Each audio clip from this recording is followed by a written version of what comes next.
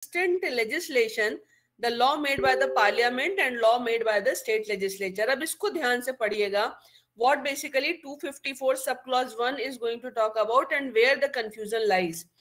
If any provision of a law made by the legislature of a state is repugnant to any provision of any law made by parliament. तो पहली precondition क्या है?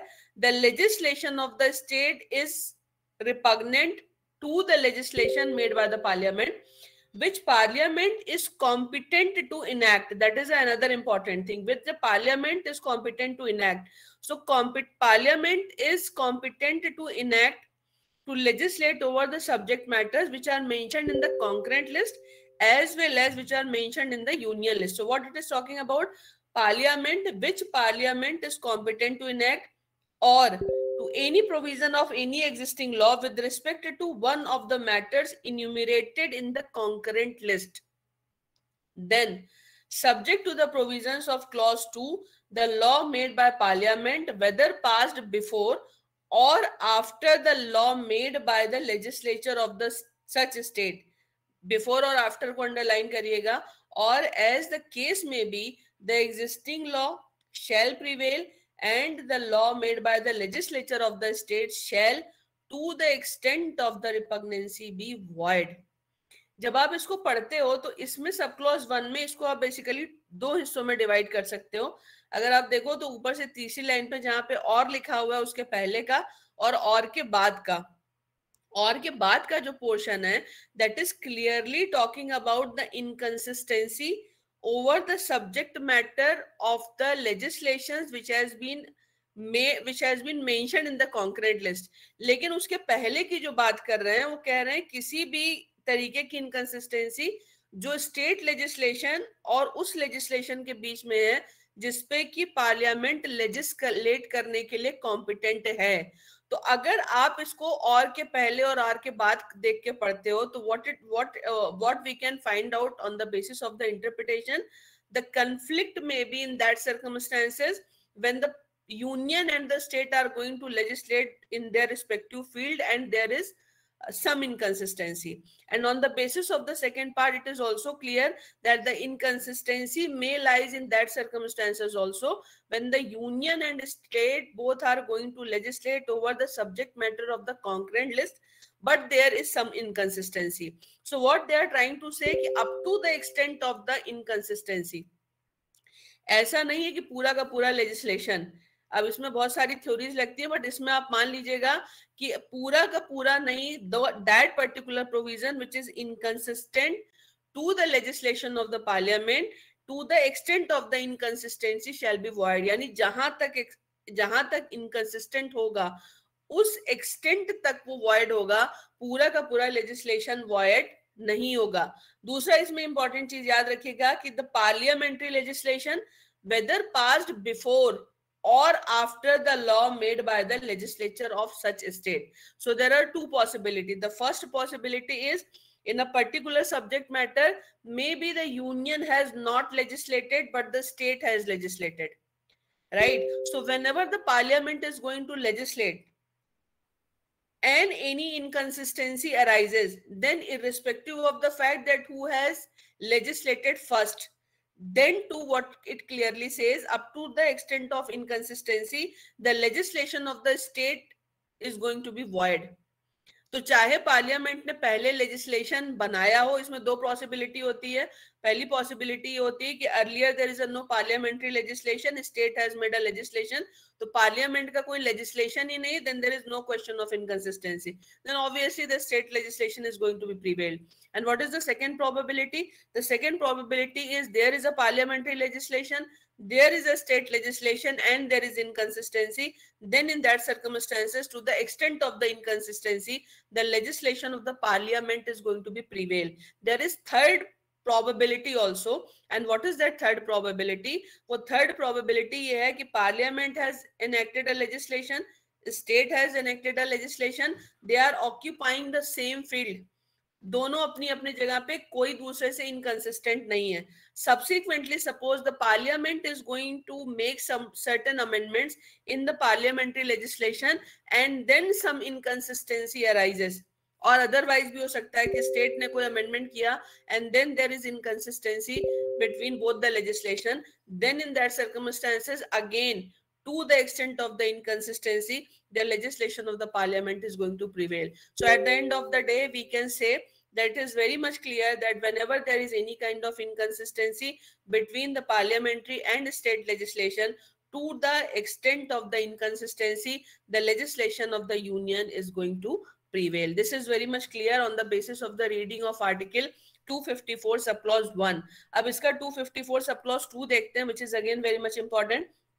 Where a law made by the legislature of a state with respect to one of the matters enumerated in the concurrent list. Again, it is very specifically going to talk about concurrent list only. So you remember, it is very much clear that 254 subclause 2 is specifically talking about the concurrent list. तो क्या कह रहा है ये कि where a law made by the legislature of a state with respect to one of the matters enumerated in the concurrent list contains any provision repugnant to the provisions of an earlier law made by parliament or an existing law with respect to that matter, then the law so made by the legislature of the state shall, if it has been reserved for the consideration of the president and has received his assent, prevail in that state. आपने देखा होगा कि अभी जब formulas आए थे तो farm laws को या एग्री लॉज को लेकर के भी बहुत सारे इश्यूज थे, and we know that the parliament has exercised its power over the subject matter which was mentioned in the concurrent list. तो उसमें अगर आपने देखा होगा तो इसमें एक सजेशन जो आया था वो ये आया था कि अगर स्टेट ना चाहे तो they can obtain the consent of the president, और प्रेसिडेंट से कंसेंट लेकर के in their respective state they can make some other legislation also or they may not apply this legislation. तो यहाँ पे important चीज क्या है, सब clause 2 ये साफ साफ कहता है कि if the union has already legislated over a particular subject matter and state has also made a law, then in that circumstances, in case of inconsistency, if the state is going to obtain the consent of the President of India, then irrespective of the fact that the state legislation is inconsistent with the legislation of the parliament, the state legislature shall prevail over the union legislation. तो यहाँ पे clear याद रखिएगा कि दोनों में अगर कोई इनकंसिस्टेंसी है, बिकॉज सपोज करिए कि many time a particular state has its own peculiarity, its own problems, its own its own strength, then in that circumstance, जैसे मान लीजिए एक मैं सिंपल सा एग्जांपल देती हूँ, मेंटेनेंस का कितना मिनिमम अमाउंट फिक्स होना चाहिए. It primarily depends upon the per capita income of the state also, whether the state is rich, whether the state is poor, whatever is the condition of the state. मान लीजिए parliament ने एक मोटा मोटा amount fix किया that the maintenance cannot be less than this much, but suppose करिए कोई गरीब स्टेट है और वो ये कहता है कि हमारे यहाँ पे this amount is a very excessive amount, so the amount should be reduced. Then in that circumstances, if the state has obtained the consent of the president, then irrespective of the fact that the legislation of the state is inconsistent with the union legislation, the legislation of the state shall prevail. लेकिन precondition क्या है, अगर आप inconsistent condition में भी state अपने law को prevail कराना चाहता है, then they are bound to obtain the consent of the president. लेकिन इसमें एक इन्होंने प्रोविजो लगा रखा है, and what proviso says that nothing in this clause shall prevent parliament from enacting at any time any law with respect to the same matter, including a law adding to amending, varying or repealing the law so made by the legislature of the state. इसमें इसका एक मतलब और होता है, मान लीजिए union ने एक लेजिस्लेशन बनाया, ठीक है, स्टेट ने किस सब्जेक्ट मैटर पे, on the subject matter of the concurrent list, because 254(2) is specifically talking about the concurrent list, and we all are aware that on the subject matter of the concurrent list, union and state both can legislate. अब union ने एक legislation बनाया, state ने भी एक legislation बना दिया, there is inconsistency between the union legislation and the state legislation. State ने क्या किया, स्टेट ने प्रेसिडेंट से जो है सैंक्शन ली कि आप हमें परमिट कर दीजिए कि हमारा लॉ इनकंसिस्टेंट है, बट उसके बावजूद भी हमारे स्टेट में यही लॉ चलेगा. And suppose the president has granted is sanction, उन्होंने अपनी अनुमति दे दी कि ठीक है आपका लेजिस्लेशन इनकंसिस्टेंट है, फिर भी आपके स्टेट में आपका ही लेजिस्लेशन चलेगा. अब मान लीजिए सब्सिक्वेंटली क्या होता है, अब क्या हुआ, once the state has obtained the consent of the president, तो स्टेट में स्टेट का लेजिस्लेशन चलेगा भले वो यूनियन से इनकंसिस्टेंट हो. But it doesn't mean that the parliament cannot subsequently amend the parliamentary legislation. So remember, this immunity is not available to the state for unlimited time period. तो जैसे ही मान लीजिए पार्लियामेंट ने अपने पार्लियामेंट्री लेजिस्लेशन में कोई amendment कर दिया, तो आपकी वो जो सैंक्शन है ना, जिसकी बेसिस पे आप लेजिस्लेशन को चला रहे हो, इनकंसिस्टेंट लेजिस्लेशन को in that particular state, in a way that becomes redundant. Redundant का मतलब क्या हुआ कि पार्लियामेंट ने जैसे उस legislation को amend किया, if the state wants to run an inconsistent legislation in its respective territory, then the state is bound to obtain the consent of the president once again over the inconsistency which is going to be arises due to the amendment of the parliament. तो इसमें एक चीज आप याद रखिएगा कि एक बार अगर आपने प्रेसिडेंट से सैंक्शन ले ली, तो ये स्टेट के उस लेजिस्लेशन को लाइफ टाइम इम्यूनिटी नहीं देता है. जब भी पार्लियामेंट उस पार्लियामेंट्री लेजिस्लेशन को अमेंड करेगा और तब भी अगर इनकंसिस्टेंसी रहती है, then for every time the state is bound to obtain the fresh consent of the president of India. That is article 254 sub clause 2. So I think it is very much clear. Article 254 is going to talk about the inconsistency over the legislation between the law made by the union and law made by the state. Specifically, it is going to talk about the subject matters which are mentioned in the concurrent list, because on the subject matter of the concurrent list both are allowed to legislate. लेकिन आपका सब clause 2 जो है, it is very specifically talking about repugnancy over the subject matter of the repugnancy over the subject matter of the concurrent list when both are going to legislate. और साथ ही ये भी कहता है कि if the state has obtained the consent of the president, then in that circumstances, irrespective of the fact that state legislation is inconsistent with the union legislation, in that particular state the state legislation shall prevail. और उसका जो proviso है वो ये कहता है कि अगर दोबारा पार्लियामेंट उस लेजिस्लेशन में कोई अमेंड कर देता है, तो स्टेट को इनकंसिस्टेंट लेजिस्लेशन को ऑपरेटिव रखने के लिए प्रेसिडेंट से दोबारा सैंक्शन या कंसेंट ऑब्टेन करनी पड़ेगी, because this immunity is not available for the unlimited time period. So this is the case of this is article 254. So in your we will discuss firstly two cases, and then I will tell you that if there is any confusion, then we will discuss those things. So firstly, let's take the case of Zaver Bhai versus State of Bombay. इसको पहले discuss करेंगे, उसके बाद हम लोग दूसरा case discuss करेंगे, Hotchkiss Pharmaceutical का. So the citation of Zaver Bhai versus State of Bombay is AIR 1954 SC 752. This is the citation. Citation देखिए आप सबको पता है, you all are aware about the Essential Commodities Act. तो Essential Commodities Act जो है that is mentioned in the concurrent list. तो Essential Commodities Act में आपको मालूम है कि it basically deals with certain commodities which are declared as essential. जैसे आपका अनाज हो गया, आपकी दवाएं हो गई, these are the essential commodities. तो essential commodities की खास बात ये होती है that under the Essential Commodities Act the government is allowed to control prices. वो प्राइस को कंट्रोल करती है, ये गवर्नमेंट के पास पावर होती है. तो चाहे दवाएं हो चाहे खाद्यान्न हो, इसको आप एक अनलिमिटेड उस पे आप नहीं बेच सकते प्राइस पे, because they are the essential commodities, so they are mainly fundamental for right to life. ये बहुत इंपॉर्टेंट है. तो यहाँ पे क्या हुआ है, ज़बेर भाई वर्सेस स्टेट ऑफ बॉम्बे का जो केस है AIR 1954 का, सेंट्रल गवर्नमेंट ने अपनी पावर को एक्सरसाइज किया है. किस पावर को? The power which is given to them under the essential commodities act. And by exercising their power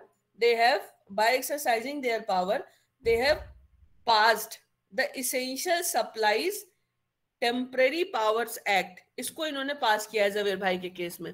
अब इसको जरा ध्यान से सुनिएगा कि basically what I am trying to tell you. Just give me 2 minutes। इसमें आप देखोगे जब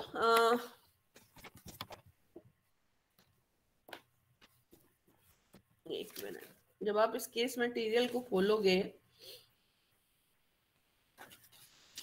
तो इसमें जो इन्होंने सेंट्रल गवर्नमेंट का जो लेजिस्लेशन है, essential supplies temporary powers act, ये क्या करता है, ये कहता है कि if somebody is going to violate this, then in that circumstances the prescribed punishment shall be 3 years। 3 साल का समय, 3 साल का पनिशमेंट होगा या फिर फाइन होगा या दोनों होगा। But what state of Bombay is feeling, state of Bombay is feeling that the prescribed punishment is very less. तो इन्होंने क्या किया, इन्होंने they have obtain a sanction from the then governor general, उनसे परमिशन ली और परमिशन लेकर के इन्होंने ये बोला कि we want to enhance the prescribed punishment, क्योंकि आपने जो इस एक्ट में पनिशमेंट दिया है वो पनिशमेंट कम है। The governor general has granted sanction, sanction किसको ग्रांट करी, स्टेट ऑफ बॉम्बे को, और ग्रांट करके ये बोला कि आप जो है हायर पनिशमेंट जो है सेम ऑफेंस के लिए प्रोवाइड कर सकते हैं। तो now basically what is happening there, if the same legislation is going to be violated in the state of Maharashtra, in the state of Bombay, तब state of Bombay कहते थे, then in that circumstances the punishment which can be awarded to the offender will be 7 years or fine or both। लेकिन अगर किसी और state में जहां पे आपका सेंट्रल लेजिस्लेशन लगा हुआ है, वहां पे अगर उसको वायलेट करता है तो फिर 3 साल की सजा होगी। Subsequently, what has happened in this case? Subsequently, the Essential Supplies Temporary Powers Act was amended। इसको अमेंड कर दिया गया। तो एक चीज आप याद रखिएगा, पहली बात यह है, कॉन्करेंट लिस्ट के सब्जेक्ट मैटर पे इसेंशियल सप्लाईज एक्ट में पार्लियामेंट ने एक लेजिस्लेशन बनाया, लेजिस्लेशन के through the essential supplies temporary power act पास किया। उस एक्ट के सेक्शन 3 में उन्होंने बोला कि जो भी इसके प्रोविजंस को ब्रीच करेगा उसको 3 साल की सजा या फाइन या दोनों दिया जाएगा। ठीक है, अब इस केस में क्या हुआ है, state of Bombay has made its own legislation. Concurrent list में है, स्टेट बना सकता है, स्टेट ने बनाया, but the difference is here state wants to enhance the punishment, so state has obtained the consent of the then Governor General of India.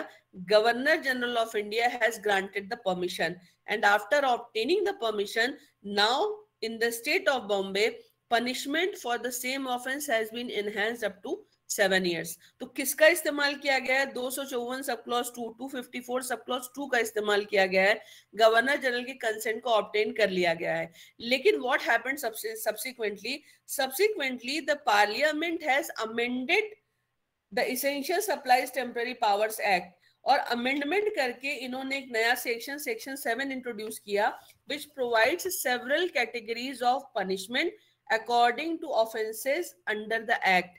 तो पहले जैसे 3 साल का था, अब इन्होंने अलग अलग कैटेगरीज बना दी। जैसे आप देखते हैं होर्डिंग के लिए भी एक पनिशमेंट होता है, दूसरी चीजों के लिए भी अलग अलग पनिशमेंट होते हैं। तो किस चीज की होर्डिंग पे या किस एसेंशियल कमोडिटी से रिलेटेड चीजों को वायलेट करने पे आपको क्या पनिशमेंट मिलेगा, इसको लेकर के इन्होंने सेक्शन 7 में कैटेगराइजेशन कर दिया, और कैटेगराइजेशन के अकॉर्डिंग इन्होंने पनिशमेंट प्रिस्क्राइब कर दिया। But what has happened in this case the parliament has amended this Essential Supplies Temporary Powers Act, but remember expressly they did not repeal, they did not said that the legislation which was operating in the state of Bombay that should be considered as repealed। उन्होंने ऐसा कुछ नहीं बोला था, उन्होंने सिर्फ parliament का legislation बना दिया और लेजिस्लेशन को मतलब अमेंड कर दिया और अमेंड करके छोड़ दिया। But still state of Bombay is still working under this impression that the legislation for which they have obtained the sanction of the Governor General will still prevail in the state of Bombay। अभी भी state of Bombay में वही चलेगा। जवेर भाई का punishment हो गया, जब जवेर भाई का पनिशमेंट हो गया, जब ये मैटर कोर्ट में आया तो वो ये कह रहे हैं कि अब जब पार्लियामेंट ने उस लेजिस्लेशन को अमेंड कर दिया, तो अब स्टेट ऑफ बॉम्बे का लेजिस्लेशन रिडंडेंट हो गया, it should be considered as repealed. But what is the contention of the state of Bombay? The contention of the state of Bombay is, once we have obtained the consent of the Governor General and the legislation has not been openly repealed by the by the Parliament, then in that circumstances, still in the state of Bombay, the same legislation will remain operative.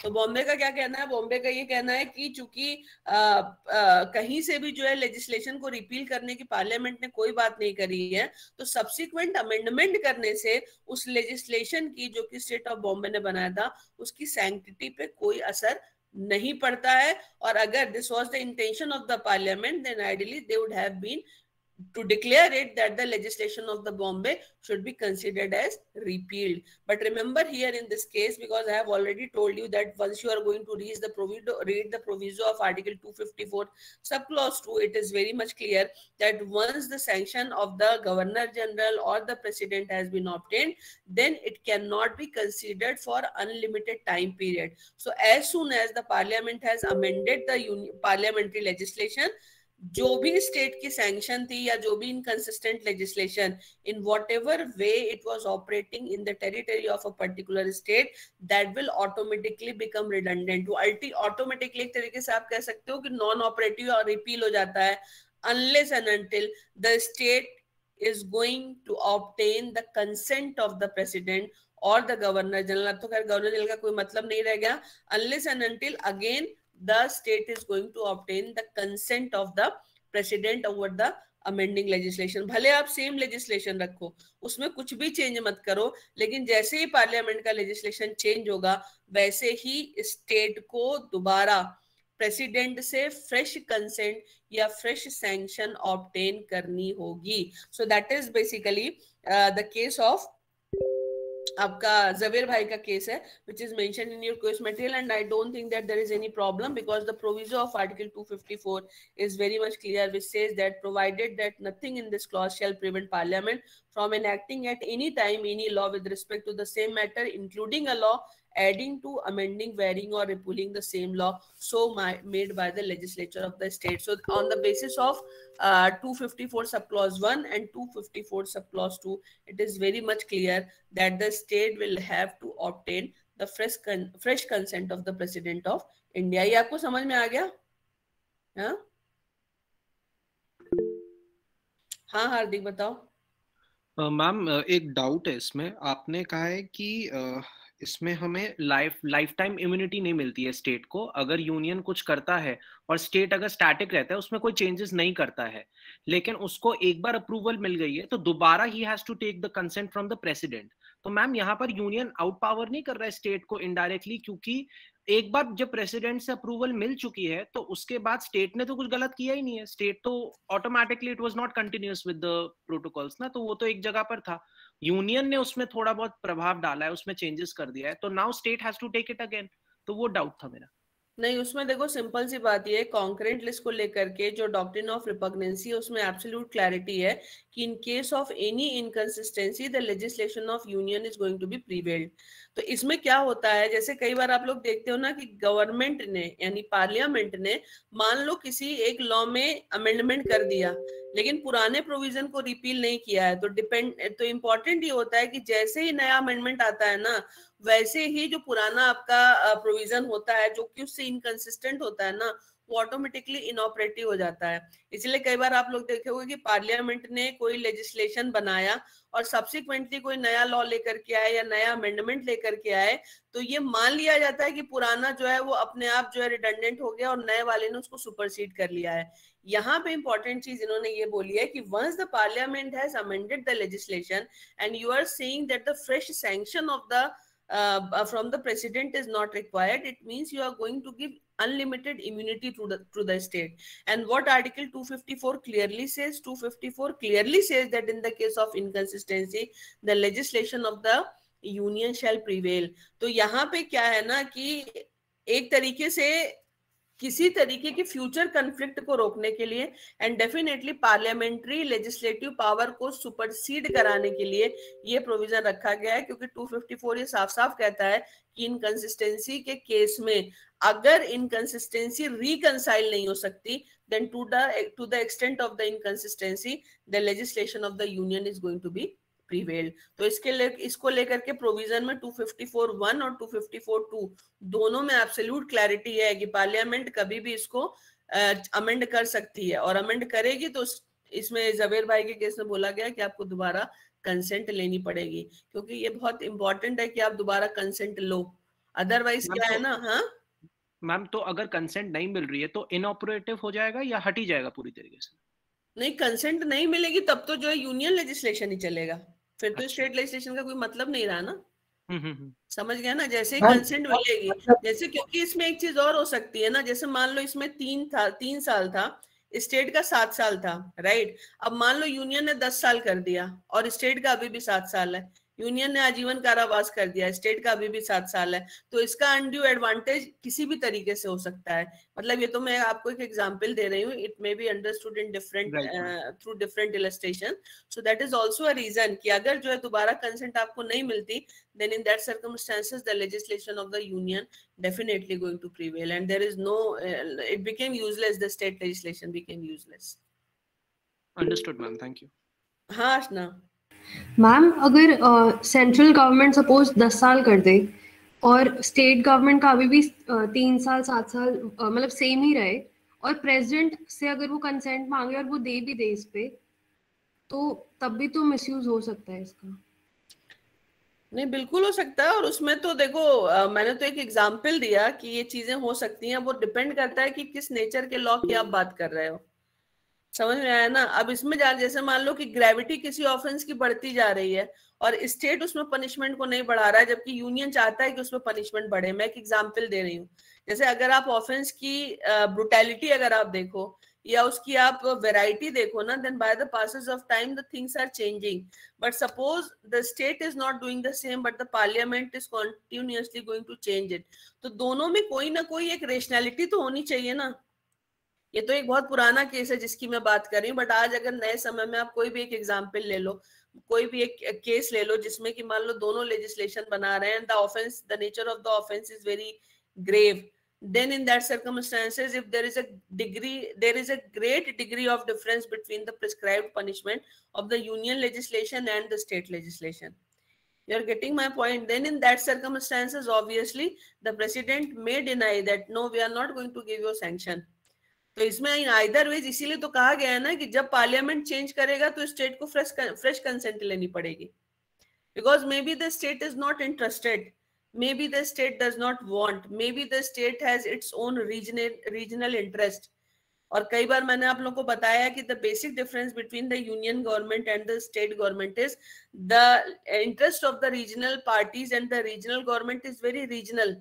But once you are going to talk about the Union of India is bound to protect the interest of the entire nation. तो इसीलिए जब भी conflict होता है, और यही reason है कि कंफ्लिक्ट के केस में या इनकंसिस्टेंसी के केस में the power shifted in the favor of the union government. You got your answer, Ashna? Yes, ma'am. Pawan? Ma'am, छोटा सा ही क्वेश्चन है, ये अमेंडिंग और वेरिंग में क्या टेक्निकल डिफरेंस है?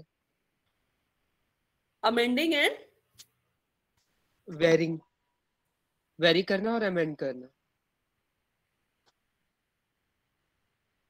अमेंडिंग वेरिंग, देखो वेरिंग तो इन टर्म्स ऑफ नंबर भी हो सकता है, अमेंडिंग में एक सब्सटेंटिव प्रोविजन भी हो सकता है, और इससे भी बड़ी एक चीज होती है, अच्छा सवाल है, इसमें 4 टर्म इन्होंने यूज किए, एडिंग, अमेंडिंग, वेरिंग और रिपीलिंग। तो इसमें एक चीज आप याद रखना, जब आप लॉ बनाते हो ना, जैसे एक अगर आप लोग को एग्जांपल मेरा याद हो, when we were discussing article 13 sub clause 3, तो जब आप 13 सब क्लॉज 3 मैंने आपको पढ़ाया था, तो मैंने आपको बताया था व्हाट टर्म लॉ इंक्लूड्स, अगर आप लोग को याद हो, और उसमें मैंने आपको बताया था कि उसमें rules, regulations, bylaws, ordinance सब कुछ रखा हुआ है, नोटिफिकेशन एटसेट्रा टर्म उन्होंने कहीं नहीं रखा है। तो एक चीज याद रखना, जब लॉ को बनाया जाता है ना, then the language of the law should be very such a comprehensive language that the framers should try their level best to minimize the possibility of any two kind of interpretations.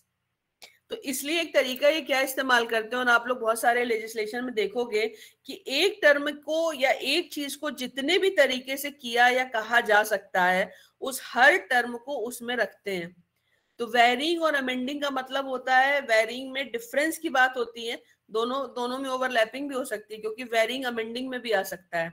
Varying in the terms of quantum of punishment भी हो सकता है. लेकिन अगर इसका सबसे suitable answer तुम मेरे से पूछोगे तो मैं ये कहूंगी कि जितने तरीके से डिफरेंसेस हो सकते हैं या पार्लियामेंट्री लेजिस्लेशन में चेंजेस हो सकते हैं, उन सारे तरीकों को इसमें जानबूझ के रखा गया है ताकि आप किसी भी एक तरीके की विंडो ना प्रोवाइड करो कि इसमें ये टर्म इंक्लूडेड नहीं है. इसलिए अगर पार्लियामेंट ने ये किया तो स्टेट लेजिस्लेशन प्रिवेल करेगा, भले ही पार्लियामेंट्री लेजिस्लेशन से वो इनकंसिस्टेंट हो.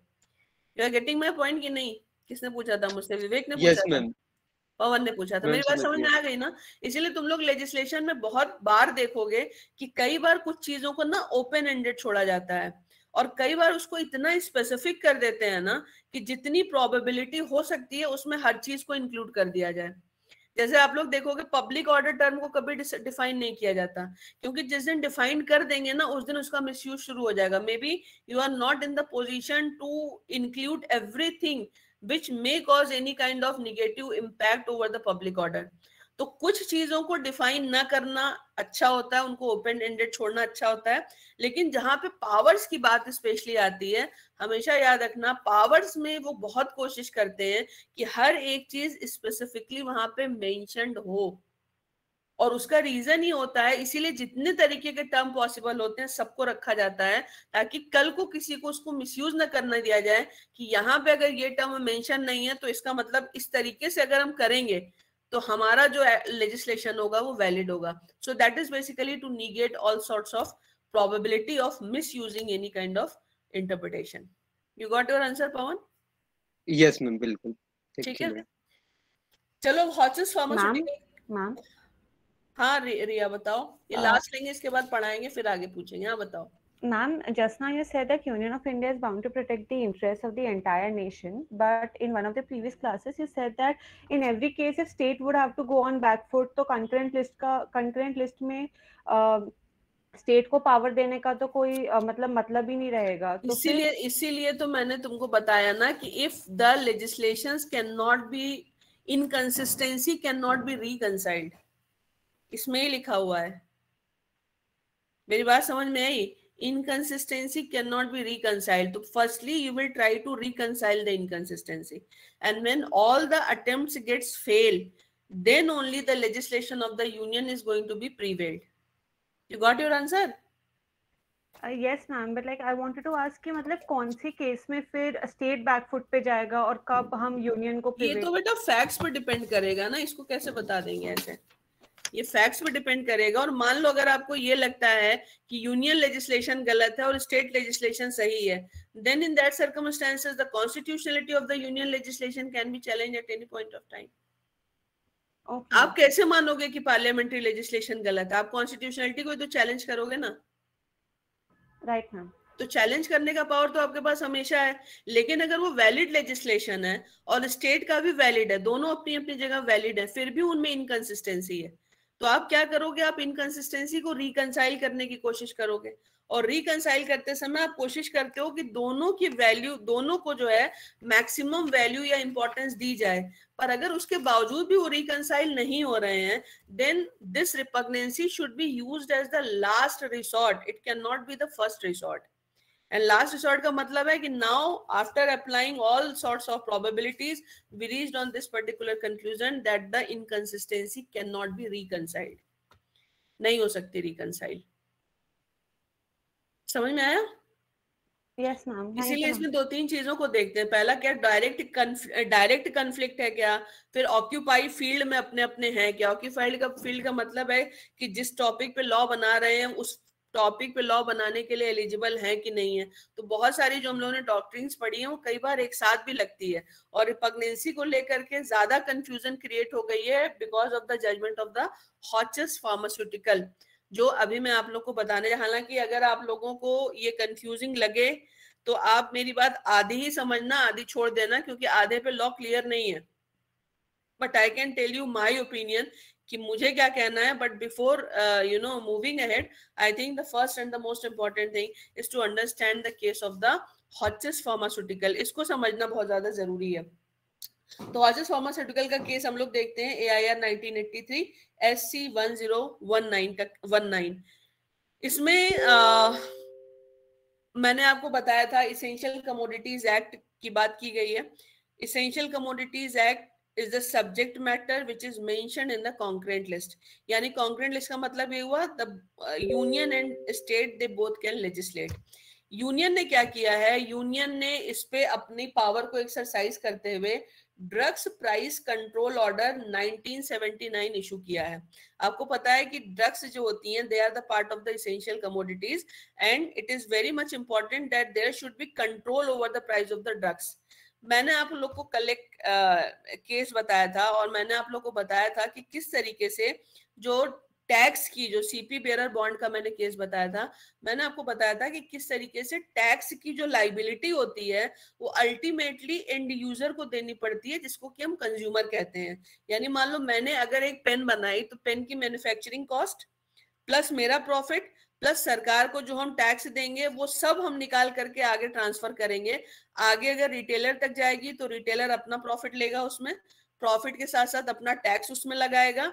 वो वैल्यू एडिशन होगा जो मैन्युफैक्चरर की ओरिजिनल प्राइस थी, फिर अल्टीमेटली जा करके अपने प्रॉफिट के साथ वो कंज्यूमर को देगा. इसीलिए आप लोगों ने देखा होगा कि जो प्रोडक्ट होता है ना उस पे एमआरपी लिखा होता है, मैक्सिमम रिटेल प्राइस. और मैक्सिमम रिटेल प्राइस का मतलब है उससे ऊपर नहीं बिकेगा लेकिन उससे नीचे बिक सकता है. इसीलिए आप लोगों ने देखा होगा कि कई बार आप बार्गेन करो तो जो आपका रिटेलर होता है ना वो प्राइस को कम कर देता है, भले ही एमआरपी उस पर कुछ भी लिखा हो, क्योंकि उसके पास इतना स्कोप है. आपको मालूम नहीं है कि जो सामान वो 100 रुपए का बेच रहा है उस पे एक्चुअल में उसने 80 रुपए पे किए हुए हैं कि 50 रुपए पे किए, प्रॉफिट वो 20 रुपए कमा रहा है कि प्रॉफिट वो 50 रुपए कमा रहा है.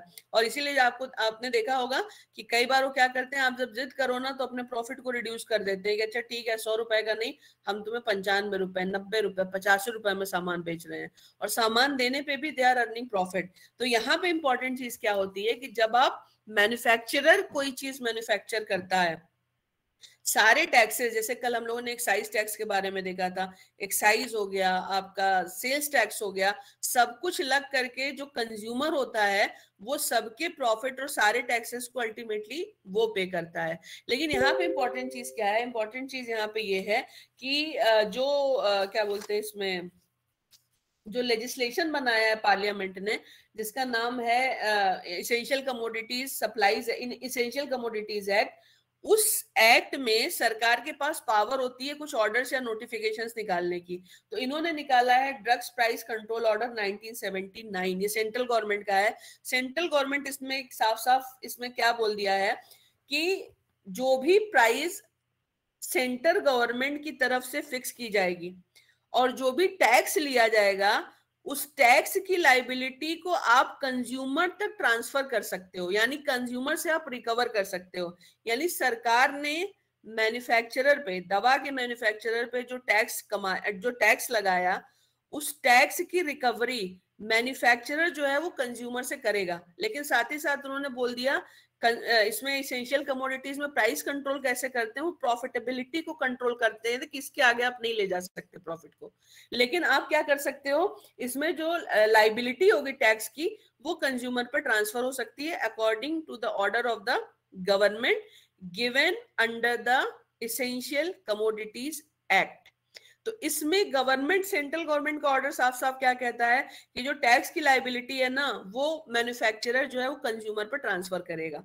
इसी बीच जो स्टेट ऑफ बिहार है वो एक नया लेजिस्लेशन लेकर के आता है बॉम्बे फाइनेंस एक्ट के थ्रू, और इसमें इन्होंने क्या कर दिया, इसमें इन्होंने सेल्स टैक्स पे क्या किया है, देखो जो भी रिटेलर्स दवा के हैं जिनका की एनुअल टर्नओवर 5 लाख या उससे ऊपर है, पहली बात इन्होंने एक लिमिट फिक्स कर दी है, लिमिट. और आप सोचो 1983 की बात कर रहे हैं, 1983 में एनुअल टर्नओवर जिनका 5 लाख या उससे ज्यादा है उनके लिए what they have done, basically they have said कि whatever amount they are going to pay to the government in the form of the tax, यानी 5 लाख या उससे अधिक कमाने वाले एनुअल इनकम के जो भी रिटेलर्स हैं वो सरकार को जितना भी सेल्स टैक्स देंगे, उस सेल्स टैक्स पे यानी टैक्स पे 5% का इन्होंने सरचार्ज लगा दिया, सॉरी 10% का सरचार्ज लगा दिया है। यानी जितनी टैक्सेबल आपकी इनकम होगी उस टैक्सेबल इनकम पे 10% का सरचार्ज। लेकिन इसमें इन्होंने कंडीशन लगा दी। कंडीशन इन्होंने क्या लगा दी कि इस सरचार्ज को आप कंज्यूमर पे ट्रांसफर नहीं कर सकते हो। तो इसका मतलब क्या हुआ, इसमें जिसको घाटा हुआ या जिसका प्रॉफिट कम हुआ, घाटा नहीं हुआ प्रॉफिट कम हुआ, वो कौन हुआ, रिटेलर। अभी तक क्या होता था, लाइबिलिटी ट्रांसफर होती थी कंज्यूमर पे तो उसका प्रॉफिट बचा रहता था। बिहार सरकार ने क्या कर दिया, 10% सरचार्ज तो लगा दिया, लेकिन साथ ही साथ उन्होंने ये कह दिया कि इसको आप कंज्यूमर पे पास ऑन नहीं कर सकते। जब आप कंज्यूमर पे इस पे पास ऑन नहीं कर सकते तो इसका मतलब इनकम घटी किसकी, इनकम घट गई रिटेलर्स की। तो यहाँ पे इंपॉर्टेंट सवाल ये था, इन्होंने जो हाउसेस फार्मास्यूटिकल है उसने बोला कि नहीं, जब सेंट्रल ने हमें ये पावर दी है कि we can transfer the tax to the consumer, तो स्टेट ऑफ बिहार ये कैसे कह सकती है कि हम जो है टैक्स लाइबिलिटी को कंज्यूमर पर ट्रांसफर नहीं कर सकते हैं। तो यहाँ पे इनका ये कहना था कि there is a inconsistency between the order of the central government and the legislation of the state of Bihar where they are saying that this liability cannot be transferred to the consumers। तो inconsistency तो है। Inconsistency कैसी, इसमें दो चीजें आप ध्यान रखिएगा। पहली चीज आप याद रखिए, सेंट्रल गवर्नमेंट ने कॉन्करेंट लिस्ट में इसेंशियल कमोडिटीज एक्ट में अपनी पावर को एक्सरसाइज करके एक ऑर्डर निकाला ड्रग प्राइस कंट्रोल को लेकर के, और उसमें उन्होंने बोला कि मैन्युफैक्चरर जो है वो टैक्स लाइबिलिटी को कंज्यूमर पर ट्रांसफर कर सकता है यानी उससे रिकवर कर सकता है। स्टेट ऑफ बिहार ने जो ये ऑर्डर निकाला है बिहार फाइनेंस एक्ट का, इसमें बेसिकली जिस टैक्स की बात की गई है that is a sales tax, and we all are aware that the sales tax can be imposed by the state. State of Bihar ने बोला कि जो दुकानदार जिनका एनुअल टर्नओवर, दवा के एनुअल टर्नओवर जिनका 5 लाख से ज्यादा है, जितना सेल्स टैक्स वो स्टेट ऑफ बिहार को देंगे उस सेल्स टैक्स पे उनको 10% का सरचार्ज देना पड़ेगा, लेकिन इस सरचार्ज की जो रिकवरी होगी उसको वो कंज्यूमर से नहीं कर सकते। तो यहाँ पे सिंपल सी बात है कि अगर रिटेलर को लॉस हुआ तो लाइबिलिटी, उसमें कहीं ना कहीं नुकसान जो है मैन्युफैक्चरर का भी होता है। तो यहाँ पे अल्टीमेटली इंपॉर्टेंट चीज क्या हो गई, it is clear cut inconsistency between the two legislations, one passed under the Essential Commodities Act and given under the concurrent list, and the another one is the Bihar finance act जिसमें कि sales tax के ऊपर surcharge लगाया गया है। अब यहाँ पे जो पेटिशनर है उनका क्या ऑब्जेक्शन है, उनका ये ऑब्जेक्शन है कि because there is inconsistency, so definitely to the extent of the inconsistency the legislation of the state should be void. क्योंकि कंपनी को फायदा किसमें है, कंपनी को फायदा इसमें है कि बिहार फाइनेंस एक्ट ने जो 10% सरचार्ज लगाया ये अनकॉन्स्टिट्यूशनल या तो डिक्लेयर हो जाए, और या तो ये कह दें कि नहीं आप इस 10% सरचार्ज को भी कंज्यूमर से वसूल सकते हो, क्योंकि अगर कंज्यूमर से वसूलेंगे तो उनका प्रॉफिट उतना ही रहना है। तो यहाँ पे दो चीजें हैं, पहला उन्होंने बोला कि इनकंसिस्टेंसी है, and because there is a inconsistency then in that circumstances the union legislation should prevail, and the meaning of prevailing the union legislation means the liability can be transfer to the consumer. जब matter supreme court के सामने आया तो supreme court ने इस case में खास बात क्या करी है, सुप्रीम कोर्ट ने इसमें ये बोला कि when we are going to talk about the doctrine of repugnancy, इसमें इन्होंने जो चीज ऑब्जेक्शनेबल बोली है, जो मैं आपको बताती हूँ कि इसमें क्या कहा गया है, इसमें इन्होंने ये बोला the doctrine of repugnancy shall be applicable only in that circumstances when the union and state both are going to legislate over the subject matter of the concurrent list। यानी अगर इसको जरा ध्यान से समझना जो मैं बोल रही हूँ, उनका ये कहना है कि रिपग्नेंसी तभी लगेगी, जो सुप्रीम कोर्ट ने इसमें बोला है रिपग्नेंसी सिर्फ तब लगेगी when the union and state both are going to legislate over the subject matter of the concurrent list and there is some inconsistency।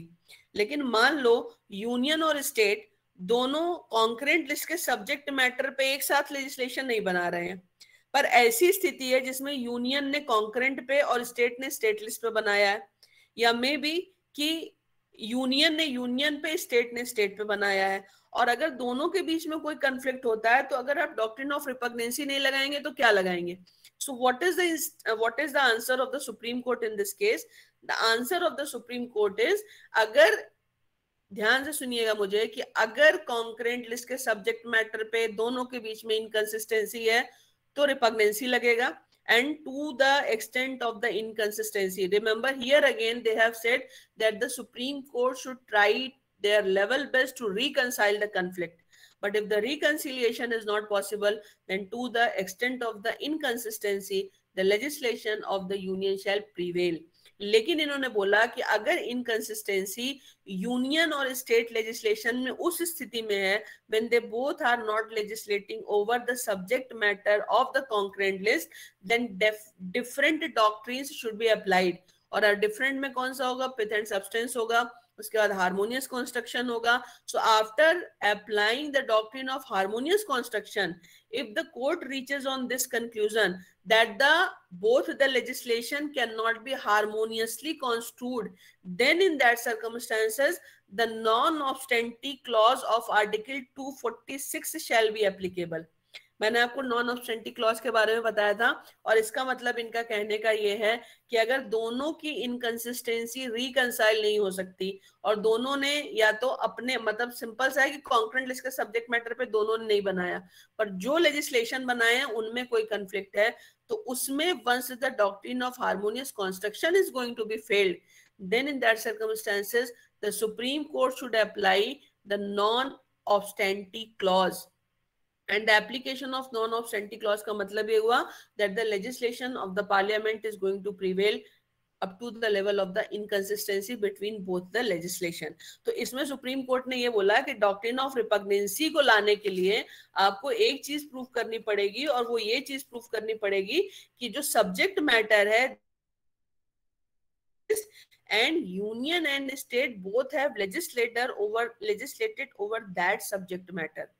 तो इसका मतलब ये है कि अगर उस सब्जेक्ट मैटर पे दोनों ने लेजिस्लेशन नहीं बनाया, या वो सब्जेक्ट मैटर कॉन्करेंट लिस्ट का नहीं है, तो इनके हिसाब से डॉक्ट्रिन ऑफ रिपग्नेंसी नहीं लगेगी। तो इसमें इन्होंने क्या किया, इन्होंने ये बोला कि once we are going to talk about this thing, क्या बोलते हैं इसको, once we are going to talk about the imposition of the taxes, तो टैक्सेस को लेकर के all the three lists of the constitution in seventh schedule are absolutely clear. Clear क्यों है? क्लियर इसलिए है क्योंकि तीनों ही लिस्ट में टैक्सेशन कॉन्करेंट लिस्ट में दिया ही नहीं है। तो the union list talks about the taxes which can be imposed by the union, state list talks about the taxes which can be imposed by the state, but in the concurrent list no tax is mentioned. तो जब concurrent list में tax mentioned ही नहीं है, तो जिस doctrine of रिपग्नेंसी की बात आप कर रहे हो वो डॉक्ट्रिन ऑफ रिपग्नेंसी यहाँ पे लगेगी ही नहीं। लगेगी इसलिए नहीं क्योंकि पार्लियामेंट ने अपनी टैक्सिंग पावर को यूनियन लिस्ट के अकॉर्डिंग एक्सरसाइज किया है, स्टेट ने अपनी टैक्सिंग पावर को स्टेट लिस्ट के अकॉर्डिंग एक्सरसाइज किया है। तो ideally they both have legislated in their respective field, and because they both have legislated in their respective field which is also indicating their legislative competence, then obviously there is no conflict, क्योंकि जो state ने law बनाया वो sales tax की बात कर रहा है, जो यूनियन ने लेजिस्लेशन बनाया है वो एसेंशियल कमोडिटीज एक्ट में अपनी पावर को एक्सरसाइज करते हुए बनाया है, और उसमें उन्होंने बोला है कि आप टैक्स को ट्रांसफर नहीं करोगे, जबकि टैक्स एक्चुअल में वसूला जा रहा है सेंट्रल गवर्नमेंट की तरफ से। तो यहाँ पे सुप्रीम कोर्ट ने साफ साफ बोला कि because there is no tax which is mentioned in the concurrent list, so there is no probability of applying the doctrine of repugnancy. So both the legislations are constitutionally valid and there is no overlapping or there is no inconsistency. इसमें जो supreme court के judgement को लेके सबसे बड़ा objection है वो इस चीज को लेकर के है कि इन्होंने बोल दिया कि 254 is applicable only in that circumstances when they both are going to legislate over the subject matter of the concurrent list. Concurrent list मैंने अभी आप लोगों को पूरी की पूरी पढ़ के सुनाई, और पूरी की पूरी पढ़ने में इसमें दो चीजें क्लियर है। फर्स्ट चीज ये क्लियर है कि 254 sub clause 2 clearly talks about repugnancy and the concurrent list. 254 sub clause 2 जो है that clearly talks about repugnancy in that case when they both are going to legislate over the subject matter of the concurrent list. 254 sub clause 1 जो है उसमें मैंने आपको बताया कि ये दो हिस्से में बटा हुआ है, जो मैंने अभी आपको अंडरलाइन करने के लिए बोला था, एक और के पहले और एक और के बाद। तो अगर आप ध्यान से 254 सब क्लॉज 1 को पढ़ोगे तो आपको लगेगा कि 254 सब क्लॉज 1 का और के जो पहले वाला प्रोविजन है उससे कहीं भी ये नहीं लग रहा है कि it is exclusively applicable over the subject matters which are mentioned in the concurrent list, but ये किसी भी तरीके की कंफ्लिक्ट की बात कर रहा है। लेकिन और के बाद वाला जो पोर्शन है ना, that is exclusively talking about the concurrent list. So the biggest confusion which has been created by the Supreme Court in this judgment, अब इसका अभी तक क्लैरिटी नहीं है इसको लेकर के कि जो सुप्रीम कोर्ट ने बोला है वो सही है या जो प्रोविजन को देख के हमें लगता है वो सही है। और इसीलिए इसमें आप प्रोफेसर त्रिपाठी, पीके त्रिपाठी की जब आप देखते हैं, जिनका की नाम मेंशन किया गया है, उनका ये कहना है कि सुप्रीम कोर्ट का हॉचेस फार्मास्यूटिकल केस में जो जजमेंट है वो गलत इंटरप्रेटेड है, क्योंकि डॉक्ट्रिन ऑफ रिपग्नेंसी के लिए it is not necessary that the subject matter should be mentioned only in the concurrent list and they both should legislate. But what he is saying कि it shall be applicable in case of any kind of inconsistency. तो यहाँ पे आपने देखा, यहाँ पे schedule 3 और schedule 2 के बीच में इनकंसिस्टेंसी की बात की गई है। सुप्रीम कोर्ट ने बोला कि नहीं, जब दोनों जो है कॉन्करेंट लिस्ट के सब्जेक्ट मैटर पे बनाएंगे तभी रिपग्नेंसी लगेगी। लेकिन इसमें ये तो एक एकेडमिक डिस्कशन ज्यादा हो गया। अगर आप इसका एंड रिजल्ट देखोगे, so either you are going to apply it exclusively over the subject matters which are mentioned in the concurrent list, और बाकी के लिए अगर आप नॉन ऑब्स्टेंटिव क्लॉज लगाते हो, then in both the circumstances you are going to reach on the same conclusion. End result आपका same होगा, और end result ये होगा कि at the end of the day, to the extent of the inconsistency, the legislation of the union is going to prevail. तो ये एक academic discussion है जो मिस्टर पीके त्रिपाठी के बीच में प्रोफेसर त्रिपाठी और हॉचेस फार्मास्यूटिकल के जजमेंट को लेकर के है। पर्सनली मेरी ओपिनियन भी यही है कि 254 सब क्लॉज 1 को पढ़ने के बाद ऐसा लगता है कि सेकेंड पोर्शन तो कॉन्करेंट लिस्ट की बात करता है, यानी और के बाद वाला, लेकिन और के पहले वाला जो है वो किसी भी तरीके के कन्फ्लिक्ट की बात करता है between the union legislation and the state legislation. So in this case you can also give your opinion, there is no problem, but whatever has been said by the Supreme Court in the Hotchkiss pharmaceutical case, इन्होंने एक नई बात बोली है जो कि important है। इन्होंने बोला है जब आप 254 को पढ़ोगे ना, तो 254 sub clause 2 should receive primacy over 254 sub clause 1, जबकि नॉर्मली क्या होता है कि sub clause 2 subject to sub clause 1 पढ़ा जाता है। यहां पे इन्होंने बोला है कि sub clause 1 subject to sub clause 2 पढ़ा जाएगा। So that is something which is quite different and quite unique, because normally it doesn't happen unless and until there is express proviso. यहाँ पे कोई प्रोविजो नहीं है, सब क्लॉज 2 लगाया गया है, सब क्लॉज 1 है, लेकिन सुप्रीम कोर्ट का कहना है कि यहाँ पे सब क्लॉज 1 को सब्जेक्ट टू सब क्लॉज 2 पढ़ा जाएगा। और इसीलिए whenever you are trying to apply the doctrine of repugnancy, the precondition is the subject matter should be mentioned in the concurrent list, and union and state both should legislate over the same subject matter. Then some inconsistency arises, you try your level best to reconcile the inconsistency, but then too, if it cannot be reconciled, then you will apply the doctrine of repugnancy, and to the extent of inconsistency, the legislation of the state is going to be void. ये हॉचेस pharmaceutical का मैंने आपको judgement बताया, तो आपको ये case समझ में आ गया, और आई थिंक इसमें आपको नॉन ऑब्स्टेंटिव क्लॉज भी समझ में आ गया होगा, जो मैंने पहले भी आपको बताने की कोशिश करी है। हाँ, कुछ पूछना है आप लोग को?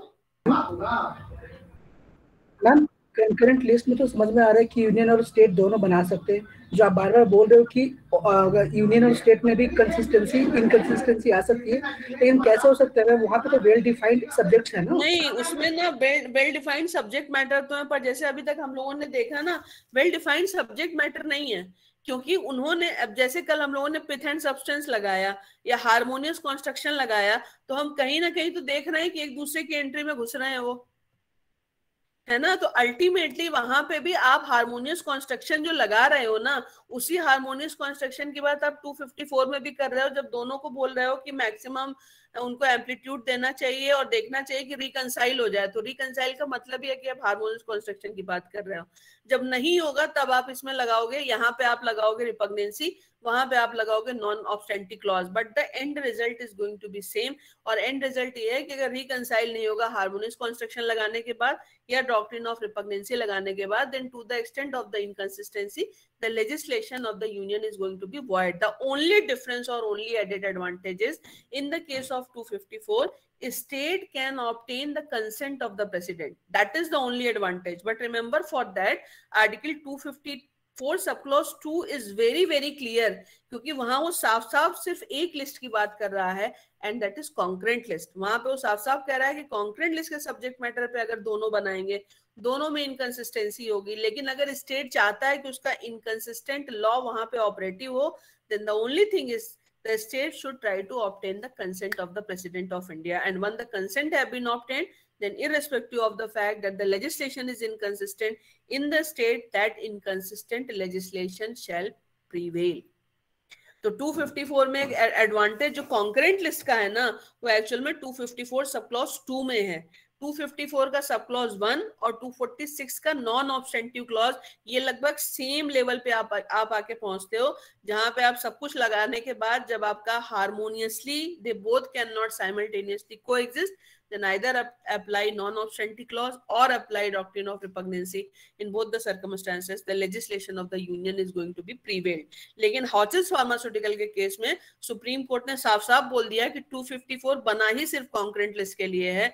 अगर किसी अलग सब्जेक्ट मैटर पे, यानी अलग लिस्ट के सब्जेक्ट मैटर पे दोनों लेजिस्लेशन बनाते हैं, तो आप बाकी सारे डॉक्ट्रिन तो लगाओगे लेकिन रिपग्नेंसी नहीं लगाओगे। सुप्रीम कोर्ट की इस बात में लॉजिक भी है, और लॉजिक इसलिए है क्योंकि अगर ऐसा न होता तो फिर 246 को नॉन ऑब्स्टेंटिव क्लॉज से शुरू करने की कोई जरूरत ही नहीं थी, फिर 254 सब क्लॉज 1 में सारी चीजें कवर हो जाती। तो इसीलिए अभी भी ये कंफ्यूजन है, लेकिन 254 की लैंग्वेज को पढ़ के ऐसा जरूर लगता है कि नहीं, अप्लाई दोनों पे होता है, और के पहले वाली दोनों लिस्ट की बात कर रहे हैं और के बाद वाली सिर्फ कॉन्करेंट लिस्ट की बात कर रहा है। आंसर मिल गया विवेक तुम्हें? अभी भी इसका आंसर क्लियर नहीं है। Understood what exactly I am trying to say. Ma'am, ये कंसेंट लेने का ड्यूरेशन भी होता है क्या प्रेसिडेंट से, अप्रूवल लेने का? कंसेंट का अप्रूवल नहीं, टाइम तो कहीं नहीं लिखा है, बस ये है कि जब भी पार्लियामेंट चेंज कर देगी उसको दोबारा कंसेंट लेना पड़ेगा। टाइम ड्यूरेशन कॉन्स्टिट्यूशन में नहीं लिखा है। लेकिन कंसेंट मैम, जो स्टेट की जो लॉस बनती है वो कंसेंट के लिए तो गवर्नर के पास जाती है। अब वो गवर्नर का डिस्क्रिप्शन है कि उसको प्रेसिडेंट के साथ रेफर करना है नहीं, तो स्टेट कैसे डिसाइड कर सकती है? 254 में तो कोई कंफ्यूजन नहीं है। वो जो गवर्नर की पावर है ना, वो एक स्पेशल पावर है जिसमें किसी भी लेजिस्लेशन को रोक सकता है, किसी भी बिल को। वो अनलिमिटेड पावर है, और यहाँ पे पावर बहुत क्लियर है कि सिर्फ कॉन्करेंट लिस्ट की। यस, आर्टिकल 200 की बात कर रहे हो तुम, वहां पे कोई गाइडेड पावर तो फिर नहीं मतलब हम लोग है। उससे स्टेट लेजिस्लेचर डिसाइड करेगा डायरेक्टली प्रेसिडेंट को रेफर करने के लिए, ऐसा है क्या?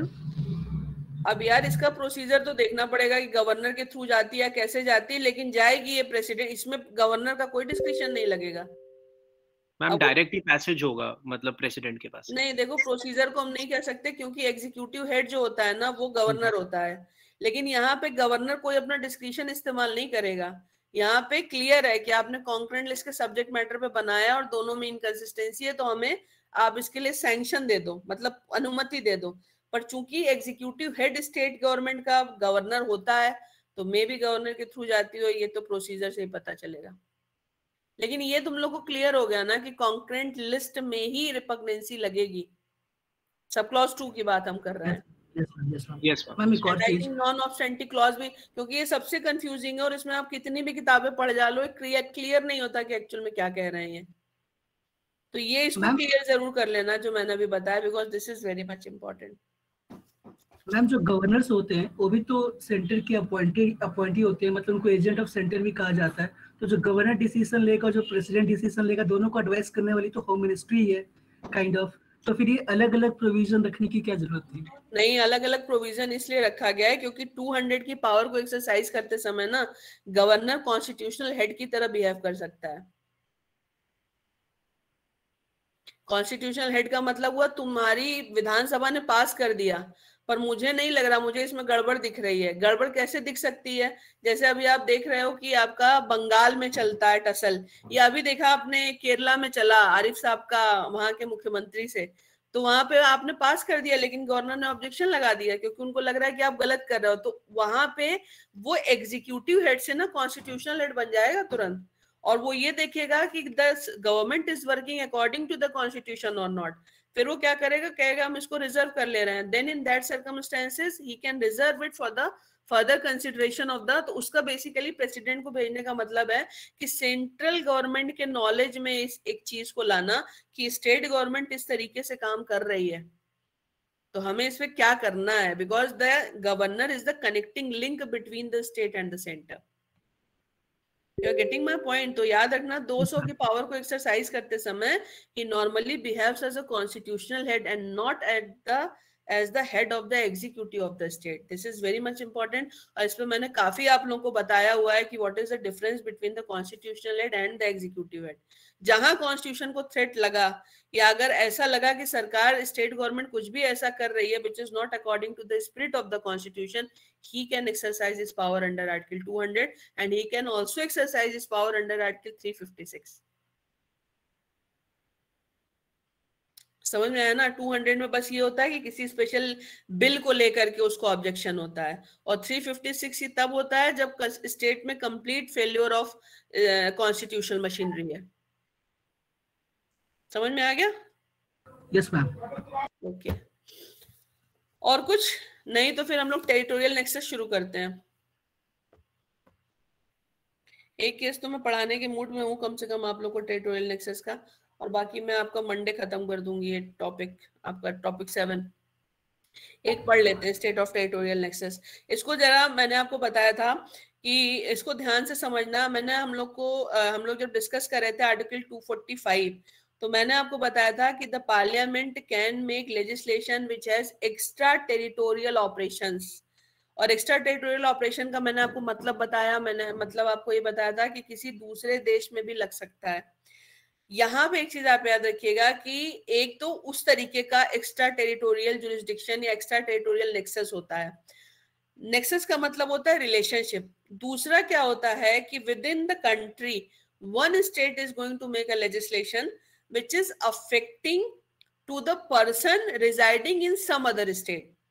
मतलब किसी स्टेट ने कोई लेजिस्लेशन बनाया और उस लेजिस्लेशन को दूसरे स्टेट के किसी व्यक्ति पे लगा दिया है। अब दूसरा स्टेट वाला व्यक्ति कह रहा है कि अपने स्टेट पे लॉ बनाओ ना, मैं तो दूसरे स्टेट में हूँ, मेरे स्टेट पे क्यों लगेगा? तो वो लेजिस्लेशन उस दूसरे स्टेट में बैठे व्यक्ति पे लगेगा कि नहीं लगेगा? To ascertain this, the doctrine of territorial nexus is applied. और टेरिटोरियल नेक्सस को लगाने का मतलब ये होता है कि इस लेजिस्लेशन के ऑब्जेक्टिव में और दूसरे व्यक्ति में जो कि beyond the territory of the state है, उसमें एक रीजनेबल रिलेशनशिप है। तो अगर रीजनेबल रिलेशनशिप को आप एस्टेब्लिश कर देते हो, then in that circumstances remember, irrespective of the fact that the affected person is sitting in some other state, then too he will be covered under the legislation of that particular state which has enacted it. और इसको समझने के लिए हम लोग एक case देखते हैं, तब आपको समझ में आएगा। The name of the case is State of Bombay versus RMDC. इसको ध्यान से समझना क्योंकि इसमें सारे केसेस आपको टैक्सेस के मिलेंगे। State of Bombay versus RMDC, AIR 1957, SC 699। Simple सा सुनना कि मैं क्या बोल रही हूँ। बैंगलोर से एक न्यूज़पेपर निकलता है। The name of the newspaper is Sporting Star. अब ये लोग क्या करते हैं ना, जैसे आप लोगों ने देखा न्यूज़पेपर में बहुत सारे कॉम्पिटिशन्स निकलते हैं, ये उस न्यूज़पेपर के थ्रू एक क्रॉसवर्ड प्राइज कॉम्पिटिशन ऑर्गेनाइज करते हैं। क्रॉसवर्ड प्राइज कॉम्पिटिशन ऑर्गेनाइज करते हैं। ये जो न्यूज़पेपर है ये छपता है बैंगलोर से, लेकिन ये बिकता है मुंबई में भी, बॉम्बे में। और बॉम्बे में ये जो क्रॉस प्राइस आपका कंपटीशन है, इसमें भाग लेने के लिए फी आपको देनी पड़ती है। तो एक चीज आप याद रखिएगा, प्राइस क्रॉसवर्ड प्राइस कंपटीशन में आप कहीं भी इस न्यूज़पेपर के थ्रू भाग लोगे, आपको फीस देनी पड़ेगी। इस न्यूज़पेपर का जो बहुत कंसिडरेबल नंबर ऑफ सर्कुलेशन है वो स्टेट ऑफ बॉम्बे में है, और स्टेट ऑफ बॉम्बे के लोग क्या करते हैं, क्योंकि इस क्रॉसवर्ड प्राइस कंपटीशन में प्राइज मिलता है तो वो फीस पे करके इस कंपटीशन में भाग लेते हैं। जैसे आप देखते हो ना लॉटरी का सिस्टम होता है, ये लॉटरी नहीं है because lottery is purely dependent upon your destiny, but here it is also dependent upon your skill. तो लॉटरी की कैटेगरी में एग्जैक्टली नहीं आती है क्योंकि इसमें आपकी स्किल लगती है, लेकिन ये प्राइस कंपटीशन है। तो प्राइस कंपटीशन का मतलब है आप जैसे आपका कौन बनेगा करोड़पति, ये लॉटरी नहीं है। इसमें सिर्फ वहां तक पहुंचना जो है बाई चांस हो सकता है, लेकिन जीतना आपके टैलेंट पर डिपेंड करता है। तो क्रॉसवर्ड प्राइस कंपटीशन में आप पार्टिसिपेट करने के लिए फी दोगे, यानी इससे उस न्यूज़पेपर को फायदा होगा, और जो जीतेगा उसको ये पैसा देंगे, मतलब प्राइज देंगे। अब इसके कारण क्या है, because the more and more number of people want to participate in such type of competition, so they purchase this newspaper just for the purpose of this thing. तो पहला तो न्यूज़पेपर खरीदते हैं, उसके बाद इस प्राइस कंपटीशन में भाग लेने के लिए वो फी पे करते हैं। तो इसका मतलब है कि इस न्यूज़पेपर का जो सर्कुलेशन है, उसके सर्कुलेशन में एक बड़ा कंट्रीब्यूशन इस क्रॉसवर्ड प्राइस कंपटीशन का है। What state of Bombay has done? State of Bombay has passed a legislation, the Bombay Lotteries and Price Competition Control and Tax Act 1948, ये इसका नाम है, the Bombay Lotteries and Price Competition Control Tax Act 1948। और इसके through इन्होंने क्या किया, they have imposed tax on price competition carrying on business in the state. तो प्राइस कंपटीशन जितने भी तरीके के होते थे उस पे इन्होंने इस Bombay lottery price competition control and tax act 1948 के थ्रू इन्होंने टैक्स लगा दिया। अब टैक्स लगा दिया तो ये लेजिस्लेशन जो है ये बनाया गया है स्टेट ऑफ बॉम्बे के द्वारा। So it means ideally it should be applicable only with in the territory of Bombay.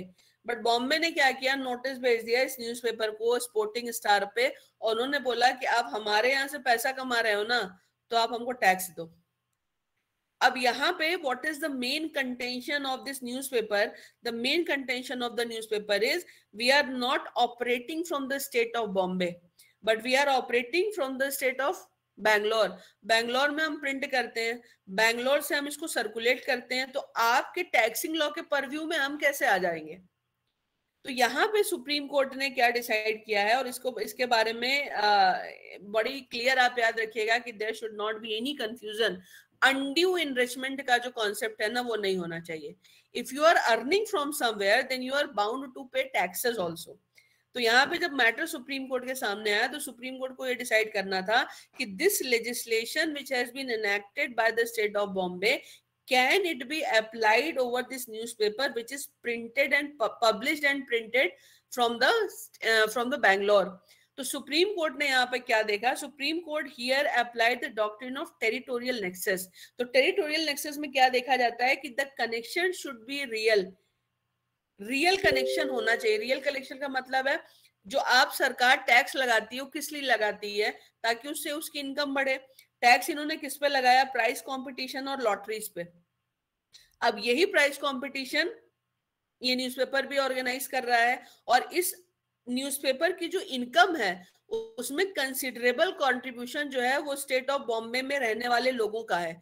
क्यों है? क्योंकि इस प्राइस कंपटीशन में भाग लेने के लिए वो इस न्यूज़पेपर को खरीदते हैं और फिर इसके लिए फीस पे करते हैं। तो here the supreme court has clearly said that because you are earning from the state of Bombay and the relationship is not illusionary, it is a real relationship. There is a nexus between the profit which you are generating from the state of Bombay and the legislation which has been the legislation which has been enacted by the state of Bombay to impose taxes on any such activity. तो चूंकि आप state of Bombay से profit ले रहे हो और लोग आपके प्राइस कंपटीशन में भाग ले रहे हैं, आप वहां से चूंकि अर्न कर रहे हो, इसलिए आप स्टेट ऑफ बॉम्बे को टैक्स दोगे।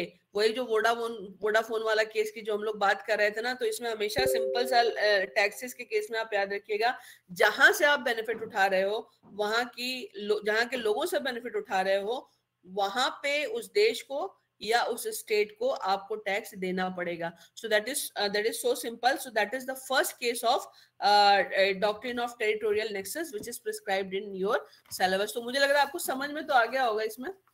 कि मैं क्या कहना चाह रही थी, what do I mean by this thing territorial nexus. Any question इसमें? और इट इज क्लियर, सबसे सिंपल फॉर्मूला, जहां से पैसा उठा रहे हो वहां पे टैक्स दोगे, दैट्स ऑल। आप कहीं भी हो, किसी भी स्टेट में हो, दुनिया के किसी कोने में हो, दुनिया के किसी कोने में हो तो गवर्नमेंट ऑफ इंडिया टैक्स लगाएगी, और देश के किसी और स्टेट में हो और किसी और स्टेट से बेनिफिट कमा रहे हो तो वो स्टेट के टैक्स के परव्यू में आप आओगे। Clear? Yes ma'am, yes ma'am. तो ये टेरिटोरियल नेक्सस है, ये मैंने अभी एक केस डिस्कस किया है which is basically related with the doctrine of territorial nexus. इसमें कुछ केसेस बहुत अच्छे हैं लेकिन अभी 1.5 घंटे हो चुके हैं, तो अब जो बाकी केसेस हैं इसके we will take up on Monday. Ma'am ये केस हमारे केस मैट में है क्या? बिकॉज क्या मैम ये state of Bombay versus RMDC वाला जो केस है, ये जरूर पढ़ाया जाता है, पता नहीं है, मेरे ख्याल से मेंशन नहीं है, लेकिन इसको इसलिए जानना जरूरी है क्योंकि इन चीजों को बिना समझे हुए ना आगे वो केसेस और ज्यादा टेक्निकल होते जाते हैं। तो ये सबसे सिंपल केस है जहाँ पे टेरिटोरियल नेक्सस को लगाया गया है। इसके पहले वेलेस ब्रदर्स का केस था जो कि इंग्लिश कोर्ट ने डिसाइड किया था, और वहां पे एक कंपनी थी जो ब्रिटेन में रजिस्टर्ड थी लेकिन ऑपरेट वो इंडिया में करती थी बॉम्बे से, और बॉम्बे से अच्छा खासा पैसा लेके जा रही थी। तो बॉम्बे के इनकम टैक्स कमिश्नर ने उस पर टैक्स लगाया था उसकी इनकम पे। तो उन्होंने सवाल ये उठाया कि हम तो इंडिया में रजिस्टर्ड है नहीं, हम तो यूके की कंपनी है, तो हमारे ऊपर टैक्स कैसे लगा सकते हो। तो वेलेस ब्रदर्स के उस केस में सबसे पहले इसको एक्सरसाइज किया गया था, इस डॉक्ट्रिन को, और वहां पे जो है ये मैं आपको साइटेशन भी बता देती हूँ। वेलेस ब्रदर का जो केस है, उस केस में सबसे पहले सुप्रीम कोर्ट ने ये डॉक्ट्रिन ऑफ टेरिटोरियल नेक्सस लगाया था और बताया था कि irrespective of the fact, Wallace Brothers versus IT commissioner Bombay AIR 1948 Privy council का जजमेंट है ये। इसमें सबसे पहले प्रीवी काउंसिल ने बोला था कि मेजर पोर्शन आपकी इनकम का चूंकि बॉम्बे से आ रहा है तो बॉम्बे आपके ऊपर टैक्स लगा सकता है। तो वो एक पहला केस था। उसके बाद ये इंपॉर्टेंट केस है जो मैंने आपको बताया RMDC वाला, because these case helps you in understanding that how basically this doctrine of territorial nexus has been evolved, ये कैसे इवॉल्व हुई है। मैम ये केस का एक बार साइटेशन एक बार दोबारा से बता देंगी please? Wallace Brothers versus IT commissioner Mumbai, Mumbai नहीं Bombay, Bombay AIR 1948 Privy Council 118।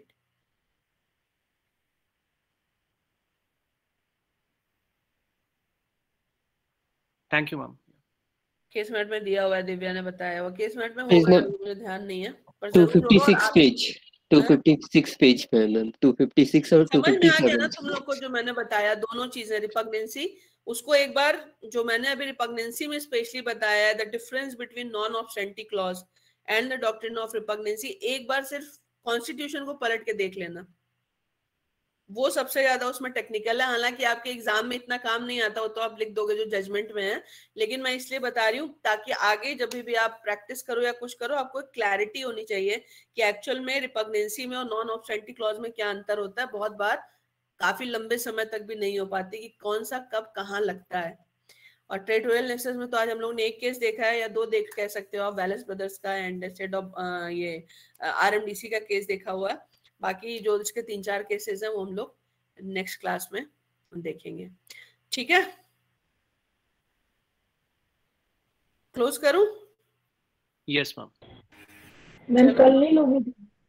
हाँ मैम कल नहीं लेंगे बेटा, क्योंकि कल शाम को एक प्रोग्राम है इंटरनेशनल वुमेन्स डे का, आप लोग भी उसमें आ सकते हो। That is kind of celebration for 8 मार्च, जिसको कि हम लोग जल्दी कर रहे हैं। मंडे लेंगे, मंडे ट्यूसडे। मैम आपकी हेल्थ ठीक है? तो ऑफलाइन लोगे मंडे टू? Much better. हाँ मैम मंडे से तो फिर आप ऑफलाइन ही लोगे ना? मंडे को भी मैं शायद ऑनलाइन ले लूं, I can't say, because Monday को जिस टाइम आपकी क्लास है उस टाइम मेरी एक मीटिंग है अर्जेंट। वैसे आप लोग को इस टाइम पे कोई दिक्कत तो नहीं है ना? नहीं मैम ले लो प्लीज। नो मैम, तो ऑनलाइन ही ले लो, अटेंड कर पाते हैं आपकी क्लास। मंडे को तो मैं शायद ले लूं, ट्यूसडे को देखते हैं, है ना? आप लोगों को खुश होना चाहिए कि आप पढ़ रहे हो और मुझे खुशी होनी चाहिए कि हम पढ़ा रहे हैं। इट डजंट मैटर कि कैसे पढ़ा रहे हैं, that is the most important. Ma'am ले नहीं पाते ना ऑफलाइन क्लास, इसीलिए। ऑफलाइन नहीं मैम, अटेंड नहीं कर पाते, आपकी क्लास बहुत रश हो जाता है, वहाँ पे बैठने कोई जगह नहीं मिलती। कोई बात नहीं, करेंगे कुछ ना कुछ करेंगे, चिंता मत करो। ठीक है, थैंक यू। तो मंडे मिलते हैं, मंडे का मैं बता दूंगी आपके सीआर को, ठीक? Thank you ma'am. और इसको एक बार देख जरूर लेना तुम लोग, नहीं तो इसमें कंफ्यूजन फिर से होगी। 2 मिनट बस खोल के देख लेना, ठीक? Yes ma'am, thank you ma'am. Okay, bye bye bye. Thank you ma'am. Thank you ma'am.